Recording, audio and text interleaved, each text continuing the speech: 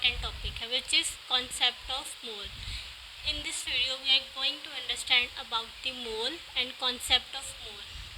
कि mole basically क्या है और कैसे हम इसको रिप्रेजेंट करते हैं, कैसे इसको एक्सप्रेस करते हैं और कैसे हम एलिमेंट्स के मोल एटम कैसे फाइंड करते हैं. इसको हम ग्राम एटम भी बोल सकते हैं या फिर ग्राम atoms.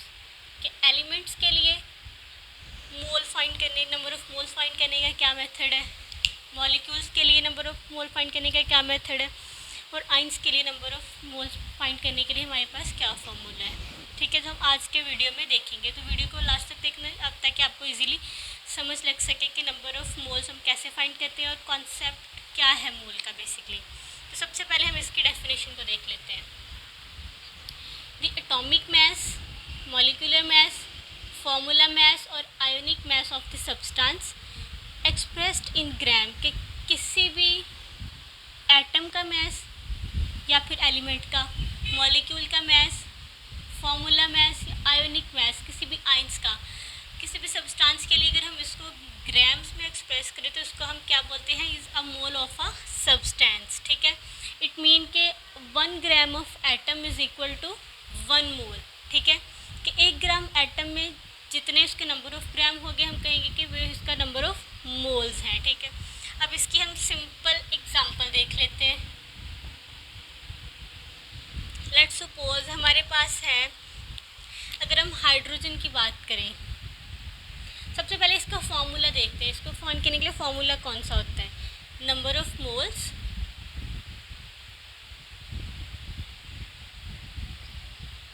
Is equal given mass of substance in gram,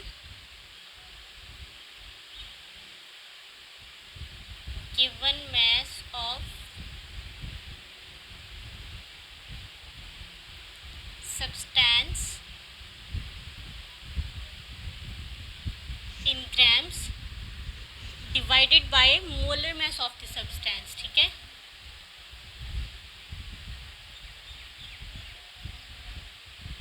of the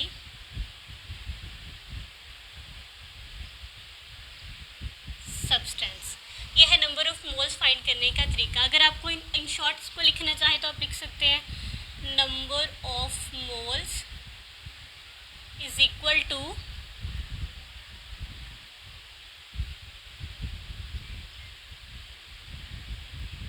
given mass by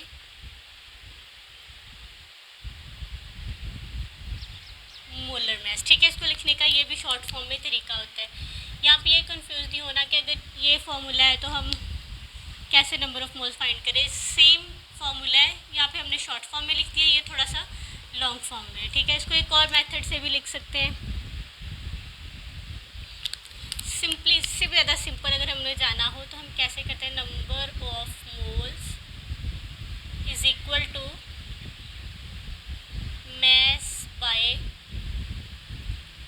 molar mass. अब इन दोनों में डिफरेंस पता होना चाहिए. मैस इन ग्राम जो कि हमारे पास कभी फॉर्मूला में गिवन होता है, कभी हमने इस फॉर्मूला से ही उसको फाइंड आउट करना होता है. ठीक है, और मोलर मास वो है जो भी हम मॉलिक्यूल है, एलिमेंट है या कोई भी फॉर्मूला है, उसके जितने भी उसमें एटम्स है उसके मॉलिक्यूलर मास को, अगर सिंपल एलिमेंट है तो उसका मॉलिक्यूलर मास, अगर फॉर्मूला हमारे पास पूरा मॉलिक्यूल है उसको collective molecular mass. Let's suppose अगर हमारे पास H है, H का मोलर मास क्या है सबको पता है, 1.008. ठीक है, अगर हमारे पास कार्बन है तो कार्बन का मॉलिक्यूलर मास सबको पता है 12.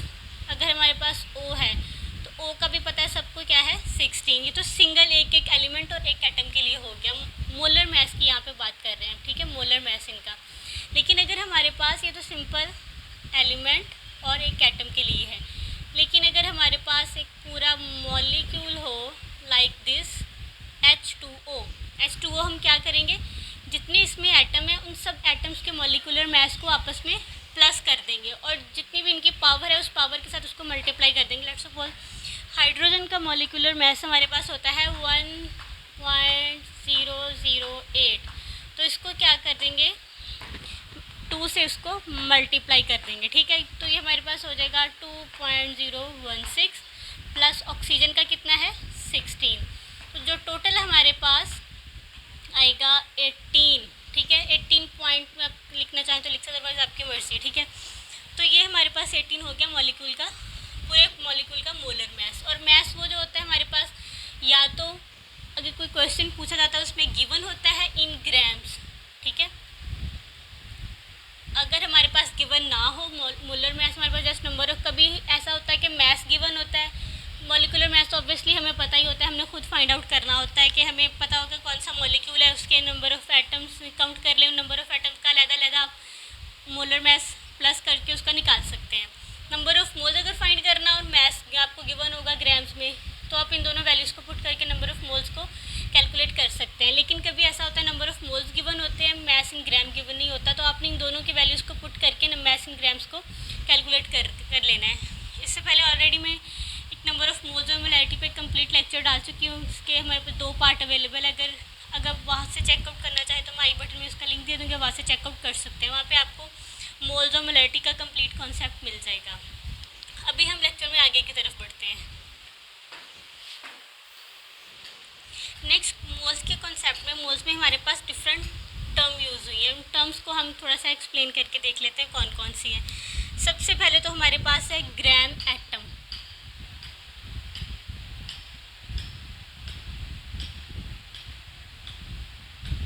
इसको हम देखते हैं ग्राम एटम हमारे पास क्या है। और ये हम जहाँ पे एटम, एक सिंगल एटम की बात हुई है तो उसमें एलिमेंट के लिए हम देख रहे हैं।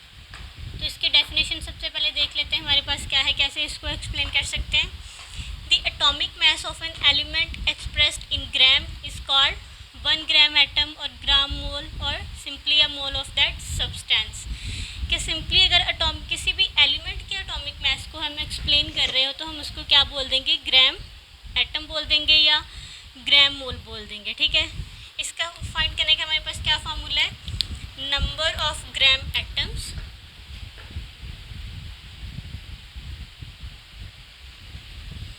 तो थोड़ा यहाँ पे करके लिख लेते हैं,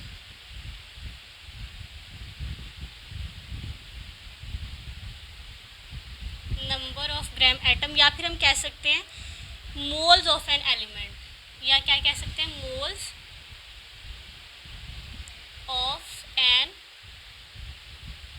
एलिमेंट। तो क्या फार्मूला होगा, सबसे पहले हमने मोल का फार्मूला पढ़ा। क्या मोल का फार्मूला पढ़ा था कि जो गिवन मास होगा हमारे पास ग्राम में divided by molecular mass of the substance. तो फॉर्मूला सेम यूज़ होगा, लेकिन जो टर्म के अकॉर्डिंग अगर हम एटम के लिए यूज़ कर रहे हैं तो एटम का वर्ड, एलिमेंट का वर्ड यूज़ कर देंगे। अगर मॉलिक्यूल के लिए कर रहे हैं तो मॉलिक्यूल का वर्ड यूज़ कर देंगे। हम लिखेंगे mass of element in grams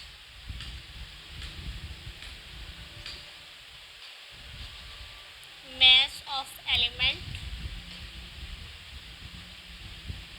in gram divided by atomic mass या फिर molecular mass of an element, ठीक है। atomic mass या फिर molecular mass।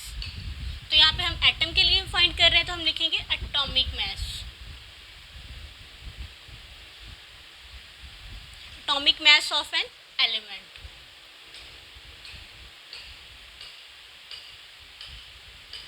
तो ये है हमारे पास formula number of gram atom को फाइंड आउट करने का। इसकी हम एग्जांपल देख लेते हैं। नंबर फॉर एग्जांपल अगर हम बोलें कि हमारे पास है 1 gram of hydrogen, 1 gram of hydrogen, ठीक है। ये भी पहले मैंने आपको बताया, अगर हम 1 ग्राम की बात करें इट मीन इसके एक एटम के पास बात हो, इसका जस्ट 1 ग्राम है। हाइड्रोजन का हमारे पास क्या है, इसका एटॉमिक मास है, मोलर मास क्या है इसका हमारे पास 1.008, ठीक है। ये है उसका हमारे पास मॉलिक्यूलर मास। अगर 1 ग्राम हाइड्रोजन की बात करें तो इसमें 1.008 ग्राम प्रेजेंट होते हैं, ठीक है। अगर हम इसी तरह 1 ग्राम कार्बन की बात करें, 1 ग्राम ऑफ कार्बन, तो इसमें कितने इसका कार्बन का मॉलिक्यूलर मास हमारे पास, मोलर मास क्या है 12 ग्राम, ठीक है। इसी तरह अगर हम बात करें 1 ग्राम मैग्नीशियम की, 1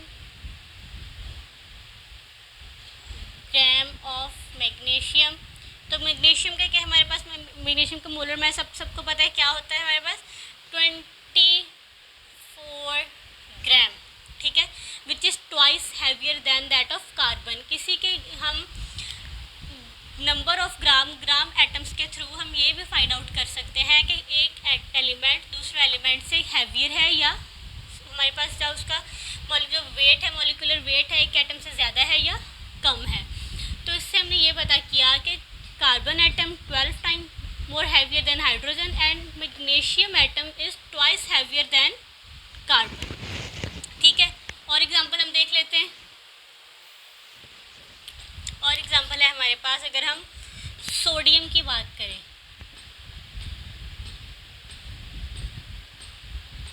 1 gram of sodium is equal, sodium का मोलर मास हमारे पास 23 ग्राम्स होता है। ठीक है, अगर हम एक और इसकी एग्जांपल देख लें, 1 ग्राम ऑफ यूरेनियम, यूरेनियम का मोलर मास होता है 238 ग्राम। ठीक है, अब इसको हम मोल्स भी कह सकते हैं कि 1 gram atom is equal to, अगर हम 1 gram of hydrogen is equal to 1 mole of hydrogen, कि हाइड्रोजन के 1 मोल में हमारे पास 1.008 इतने number of gram atom present होते हैं। तो 1 mole is equal to 1 gram atom. ठीक है, तो नेक्स्ट हम अपनी टर्म देखते हैं। नेक्स्ट हमारे पास कौन सी है? फर्स्ट हमने पढ़ा ग्राम एटम, सेकंड है हमारे पास gram molecule.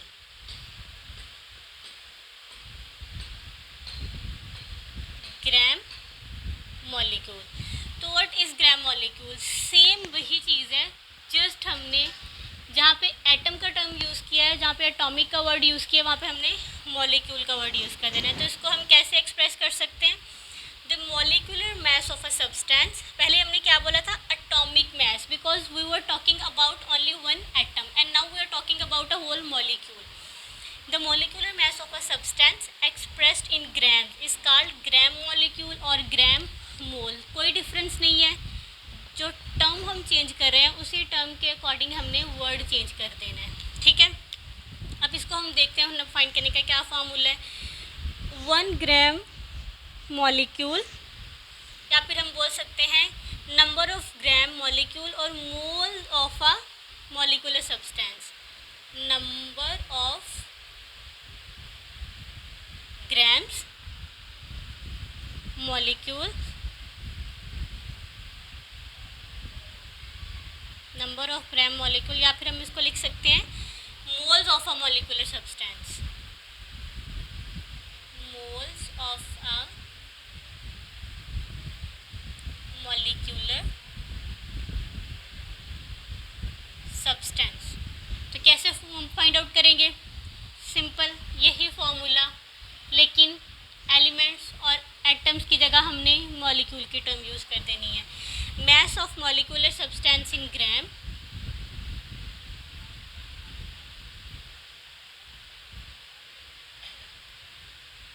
mass of molecular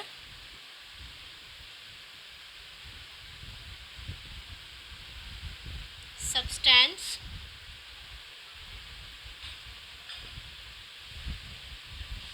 in grams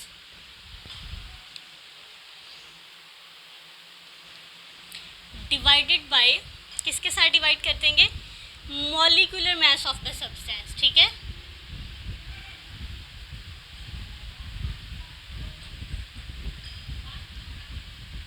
of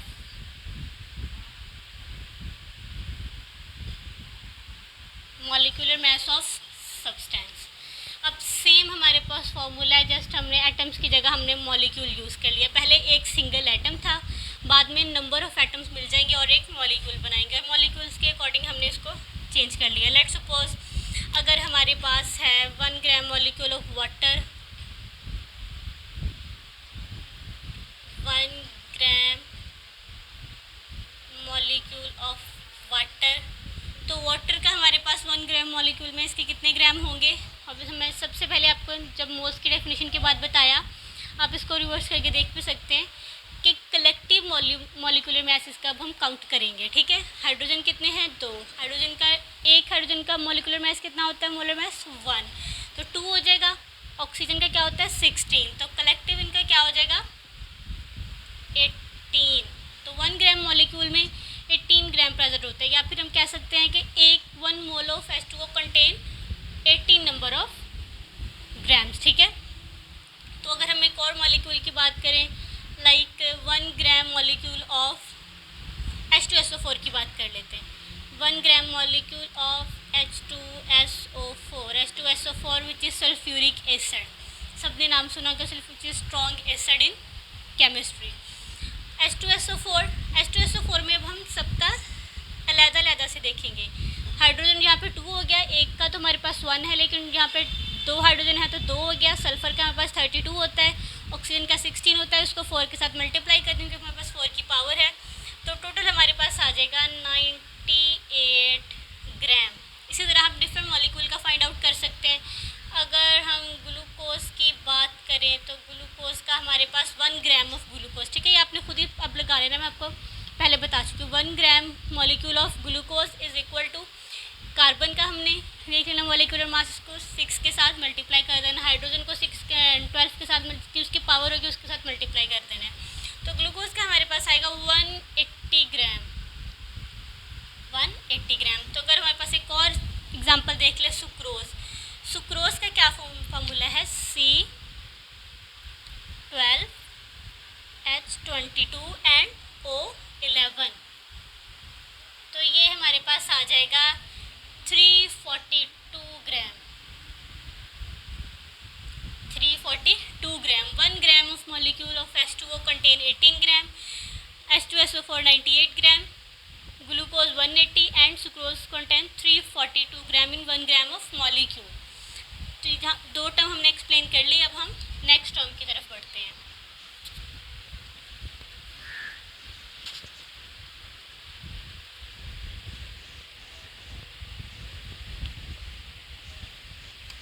तो नेक्स्ट टर्म है हमारे पास ग्राम फॉर्मूला।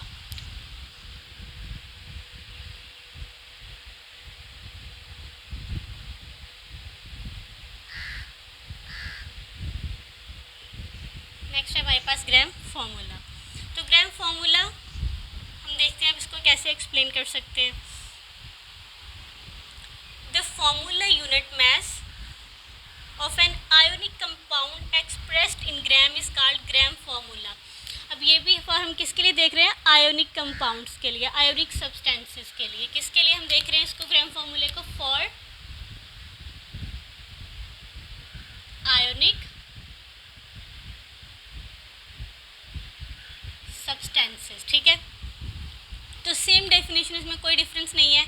जहाँ पे हमने एलिमेंट के लिए एटम का वर्ड यूज़ किया था, मॉलिक्यूल के लिए मॉलिक्यूल का वर्ड यूज़ किया था, यहाँ वहाँ पे हम आयोनिक सब्सटेंस का वर्ड यूज़ कर देंगे। ठीक है, the formula unit mass of an ionic compound expressed in gram is called formula gram. Gram formula और ग्राम मोल और simply a mole of that substance. ठीक है, इसको हम mole of that substance simply भी बोल सकते हैं।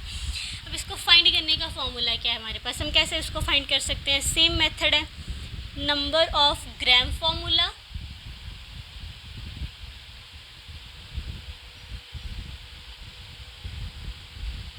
नंबर ऑफ ग्राम फॉर्मूला या फिर और मोल्स ऑफ आयोनिक सब्सटेंस और moles of ionic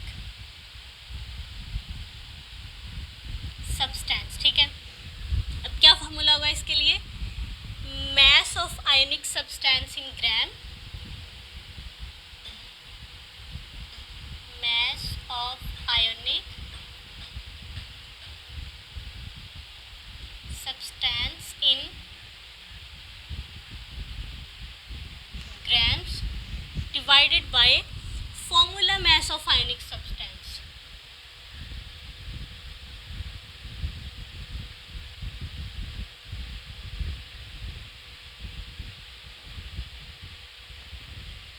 formula mass of ionic substance कि जो भी हमारे पास आयोनिक फार्मूला गिवन है, जो हमारे पास नंबर ऑफ ग्राम में इसका मैस है वो ले लेंगे, डिवाइडेड बाय फार्मूला मैस, जो उसके फार्मूला में एटम है उनको उनके मॉलिक्यूलर मैसेज को प्लस करके वो आएगा, उसको हम फार्मूला मैस बोलते हैं। लेट्स सपोज आयोनिक सब्सटेंस के लिए अगर हम एग्जांपल्स की बात करें, ठीक है, तो आयोनिक सब्सटेंस ऐसे सब्सटेंस इलेक्ट्रॉन जो कि आइंस जनरेट करें, पॉजिटिव और नेगेटिव आइंस, कैटाइंस और एनाइंस। ठीक है, इसके बारे में भी मैं कैटाइंस और एनाइंस के बारे में भी हमने चैप्टर के स्टार्ट में पढ़ लिया है। चैप्टर बेसिक कॉन्सेप्ट के बारे में हम पढ़ रहे हैं, तो अगर किसी ने वो नहीं देखा आइंस और कैटाइंस के बारे में तो मैं लिंक आई बटन में इसको दे दूँगी और डिस्क्रिप्शन बॉक्स में इसका लिंक दे दूँगी, वहाँ से आप चेकआउट कर सकते हैं। खैर हम यहाँ पे आगे बढ़ते हैं। यहाँ पे अभी हम आइंस और कैटाइन एनाइंस के बारे में बात नहीं करेंगे, वो ऑलरेडी वहाँ पे लेक्चर आप वहाँ से चेकआउट कर सकते हैं। अभी हम जैसे को मोल्स के कॉन्सेप्ट के अकॉर्डिंग हम देख रहे हैं कि अगर आयनिक कंपाउंड हो, हमारे पास कोई मॉलिक्यूल हो सिंपल या सिंपल एटम, तो उसको हम कैसे नंबर ऑफ मोल्स को, नंबर ऑफ ग्राम एटम को फाइंड कर सकते हैं। तो लेट्स सपोज आयनिक कंपाउंड हमारे पास कौन से, सबसे पहले सिंपल जो सबके माइंड में आएगा NaCl, 1 gram formula of NaCl, 1 gram formula of NaCl। अब NaCl का हमने देखना है हमारे पास क्या है 1 ग्राम फार्मूला में प्रेजेंट। ठीक है, 1 ग्राम इट्स मीन हमारे पास इसका एक एटम है NaCl का। तो एक एटम में कितने ग्राम प्रेजेंट होते हैं? Na का हमारे पास मोलर मास क्या है 23 प्लस Cl का हमारे पास क्या होता है 35.5। तो कलेक्टिव इसका क्या हो जाएगा हमारे पास 58.5 ग्राम। ठीक है, ये NaCl। अब NaCl के अलावा अगर हम और की बात करें तो नेक्स्ट है हमारे पास 1 ग्राम फार्मूला ऑफ AgNO3। ठीक है, silver nitrate, which is silver nitrate. तो सिल्वर नाइट्रेट का कलेक्टिव हमारे पास जो आ जाएगा 1 ग्राम फार्मूला में, इसका मैस वो होगा 170 ग्राम्स। ठीक है, हम ये भी कह सकते हैं कि अगर एक एटम हमारे पास है सिल्वर नाइट्रेट का तो इसमें 170, इसके हमारे पास नंबर ऑफ मोल्स की बात करें तो 1 mole of AgNO contain 170 gram atoms. ठीक है, 1 gram atom is equal to 1 mole. तो अगर एक और एग्जांपल की अगर हम बात करें तो वो होगा Na2CO3, sodium bicarbonate, 1 gram formula of Na2CO3, sodium carbonate इसको हम सॉरी बोलेंगे। तो इसका हमारे पास हो जाएगा 106 ग्राम। तो ये हमने ग्राम फॉर्मूला पढ़ लिया। ठीक है, अब हम आयोनिक, टोटल आयोनिक सब्सटेंस की बात की है, अब हम आइंस की बात करेंगे। ठीक है, आइंस की बात करेंगे, आइंस जिन पे पॉजिटिव या नेगेटिव चार्ज हो। तो हम नेक्स्ट किसकी बात करेंगे, ग्राम आइंस। ठीक है, आइंस के लिए किसके लिए हम बात करने लगे हैं, फॉर आइंस। तो इसके लिए भी हमारे पास क्या, इसको कैसे कह सकते हैं, the unit mass of an ionic species. ठीक है, आयोनिक स्पीशी की बात कर रहे हैं specifically.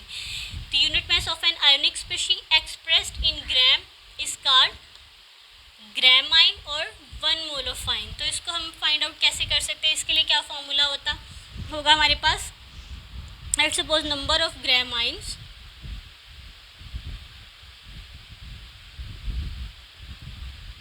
Number of gram ions, या फिर हम इसको लिख सकते हैं moles of an ionic species,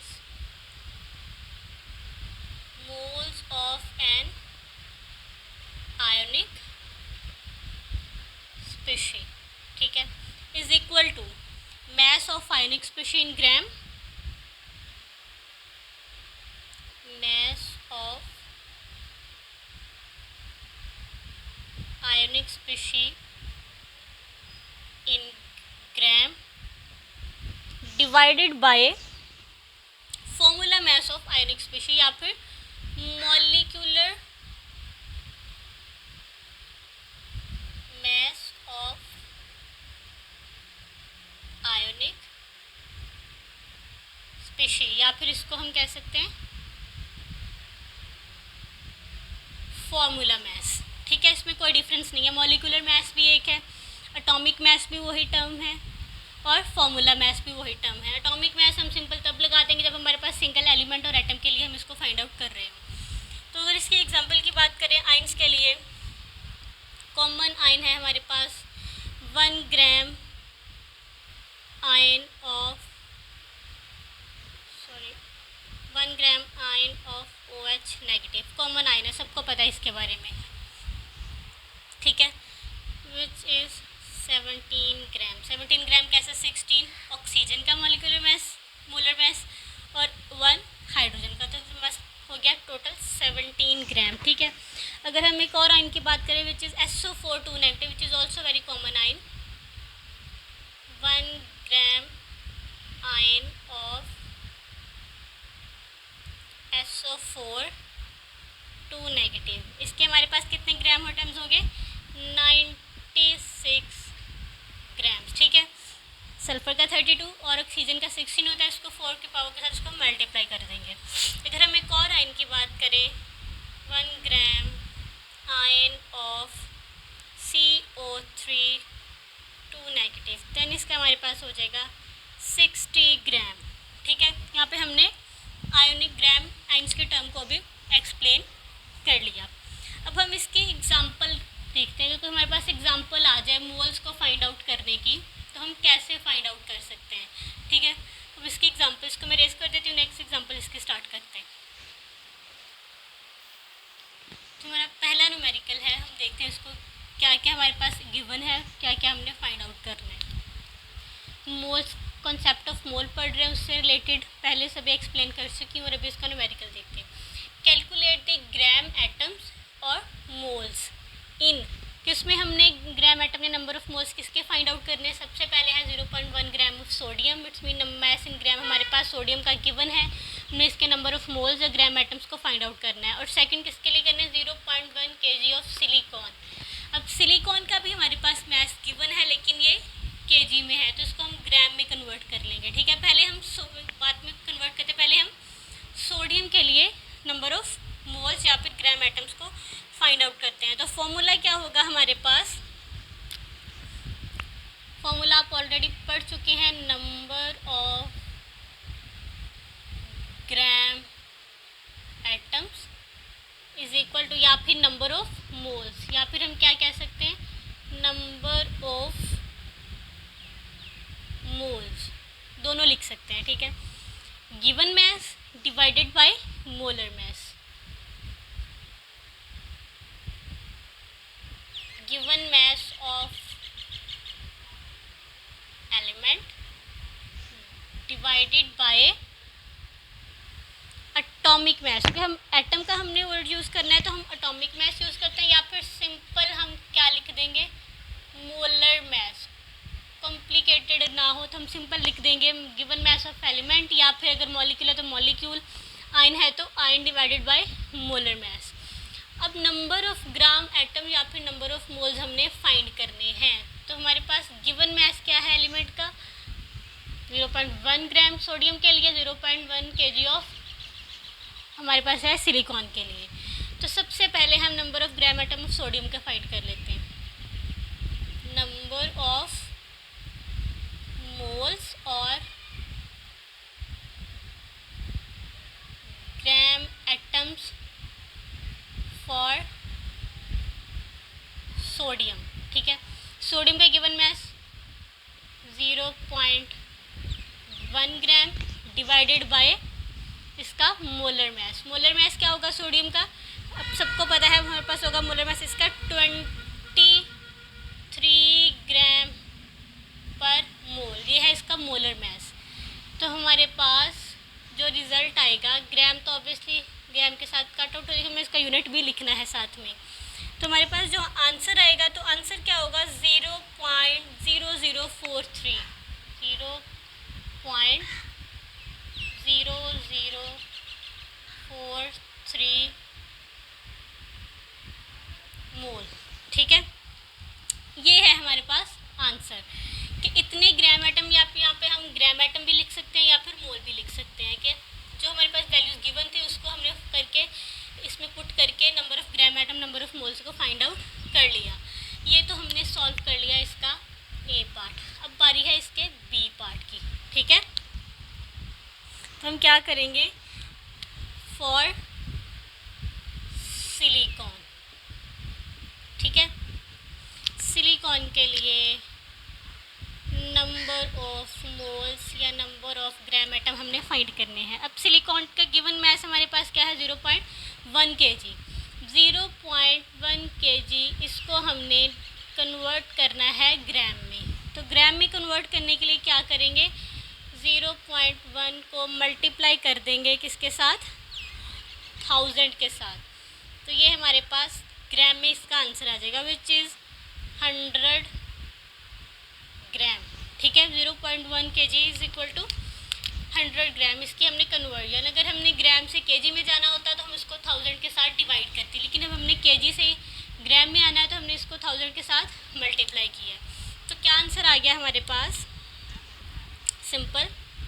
given mass of element क्या होगा, 100 ग्राम, और मोलर मैस क्या हो जाएगा, सिलिकॉन का मोलर मैस हमारे पास होता है 28.086 ग्राम पर मोल। तो इसको कैलकुलेट करेंगे, कैलकुलेट करके हमारे पास आंसर आ जाएगा 3.56 मोल्स, 3.56 मोल्स। तो ये हमने इसके ग्राम एटम या नंबर ऑफ मोल्स को फाइंड आउट कर लिया। तो ये हो गया हमारे पास आंसर, ये पहला न्यूमेरिकल हो गया।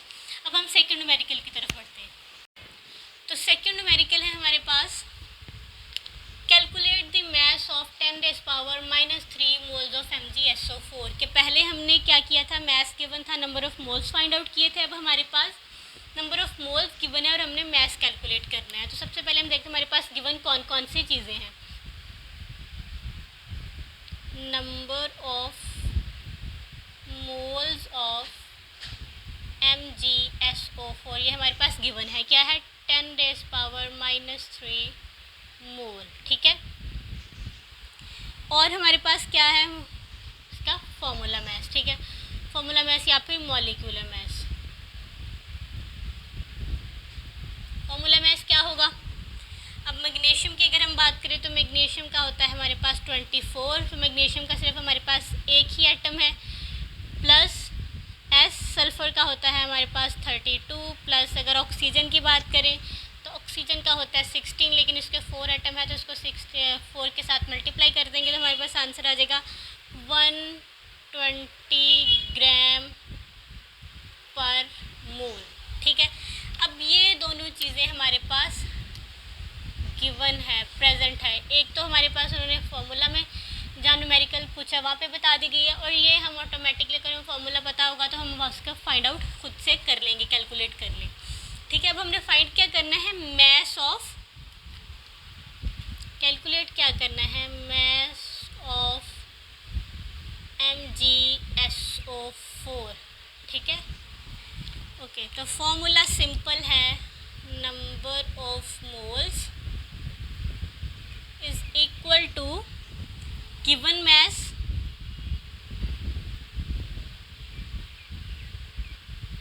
या फिर सिंपली हम इसको लिख सकते हैं mass in grams, mass in grams divided by molar mass. ठीक है, M रिप्रेजेंट मोलर, जिस मॉलिक्यूलर मैस और मोलर मैस। तो नंबर ऑफ मोल्स कितने हैं, 10⁻³ मैस इन ग्राम हमने फाइंड करना है।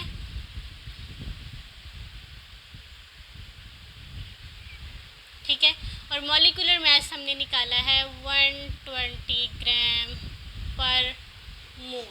ठीक है, ये है हमारे पास इतनी चीज़ जो हमारे पास गिवन है। अगर हम इसको कैलकुलेट करेंगे, कैलकुलेट करने के बाद जो हमारा आंसर आ जाएगा वो होगा 0.12 ग्राम। ठीक है, 0.12 ग्राम कि ये यहाँ पे डिवाइड हो रहा है, उधर जाके हमारे पास क्या हो जाएगा, मल्टीप्लाई हो जाएगा। तो आंसर हमारे पास आएगा